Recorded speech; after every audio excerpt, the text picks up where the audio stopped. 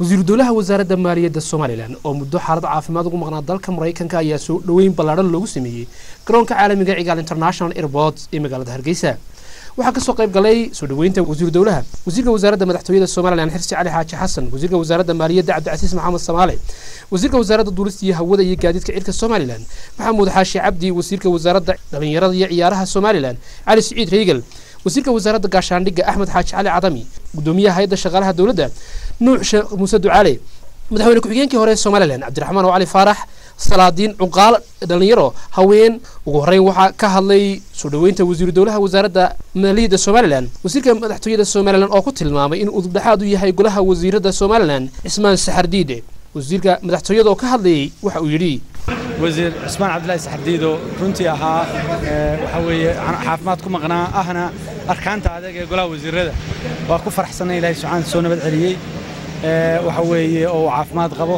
Ilaahay subhanahu wa ta'ala waxaan uga baryaynaa inuu ziyaadiyo anana waa soo dhaweynaad baan soo dhaweynaa maadsantii sidoo kale waxa isaguna madasha soo dhaweynta wasiir dawlaha wasaaradda maaliyadda Soomaaliland ka hadlay wasiirka wasaaradda maaliyadda Cabdicasiis Maxamed Samaale wasiirkayga runtii wasaaradda maaliyadda ila jooga Ismaan Cadaani oo runtii inta uu maqnaa aanu tawnay ilaahayna aanu uga baryayn lahaa caafimaad degdeg ah siiyo ilaahayna caafimaadkiisa aad iyo aad baan u soo dhaweynaynaa dhinaca kale waxa isaguna afka salaadiinta Soomaaliland ku hadlay afayeenka salaadiinta Soomaaliland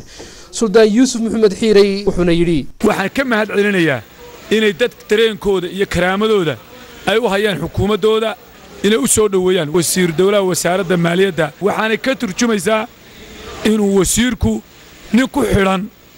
shacbiga gabadii waxa isaguna soo dhaweynta loo sameeyay ka hadlay wasiir dawlaha wasaaradda maaliyadda Soomaaliland Ismaan Saxardiid Cadaani oo aad uga mahadnaqay dadka soo dhaweynta u sameeyay iyo golaha wasiirada iyo xildhibaanada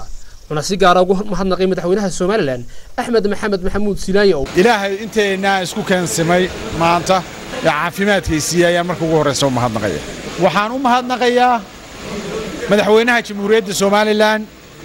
mudane Axmed Maxamed Maxamuud Silaayo oo in badan ila soo hadlay ducada ugu weyn ee uu duceeyay waxa qabaatay karaamadii ummadda oo dhan oo hayo aad baan ugu mahadnaqayaa madaxweynaha iyo marwada koowaad ee qaranka jamhuuriyadda Soomaaliland labadaba aad iyo aad ayaan ugu mahadnaqayaa وحسن فارح قمان عبد النور أبو ري تلفزيون كقرن كصوماليلاند مقالة هرقيسة